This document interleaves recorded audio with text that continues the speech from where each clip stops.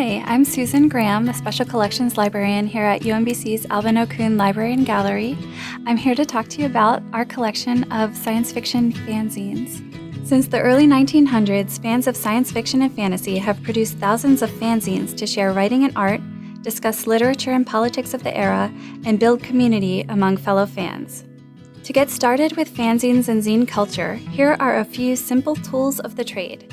A friendly librarian like me, a selection of great zines like UMBC's Coslet Sapienza Fantasy and Science Fiction Fanzine Collection, and a bookish sense of adventure. Once you have your tools all ready, you can start digging into fanzine culture. The key is asking the right questions. A fanzine is an amateur publication produced by a fan of a particular genre or an interest. Our collection here at UMBC centers around science fiction and fantasy fanzines. So they were created by fans of science fiction and distributed by those fans to other fans of science fiction. They're non-commercial. They can be very general, just about science fiction or horror, or they could be very specific about a particular show or movie or even a particular character. We've created a guide online all about science fiction and fantasy fanzines.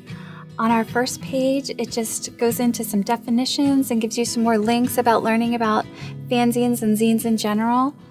And then we have a page listing some more fanzine collections, and some of these are digitized, available online for free, where you can look at the covers or even read entire issues.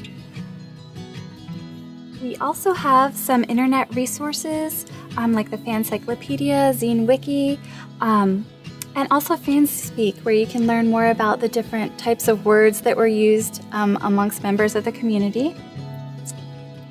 Our last page has more scholarly resources that we have here at UMBC talking about fanzines, science fiction fanzines. If you're interested in Ray Bradbury, we have An Imagination, his self-published fanzine, Futuria Fantasia, Pulp Super Science Stories, where he published his first short story, first editions of Fahrenheit 451, The Dark Carnival, and lots of others. And if you're just starting, we also have a lot of reference sources for you. All of our yesterdays, fanzine index, notes from the underground. So there's a lot of scholarly sources where you can just look, find out the background. Maybe they'll mention a specific fanzine.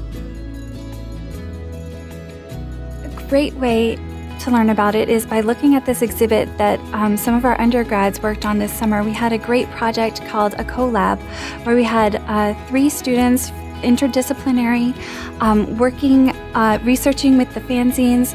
They talk about how fanzines were created. They talk about fandom in general, the community.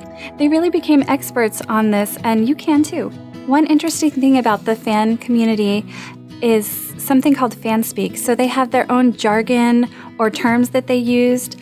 One thing you can do is look at the Illustrated Fan Dictionary, but there's also an online resource called Fanspeak, so you can learn, because when you're looking through some of these, you'll see terms that you're like, I don't know what that means. You can just look it up, and so you can feel a part of that community too. UMBC's Coslet Sapienza Fantasy and Science Fiction Fanzine Collection is a great way to dig in and appreciate fanzine culture. It's free and open to visitors. Just contact UMBC Special Collections for more information.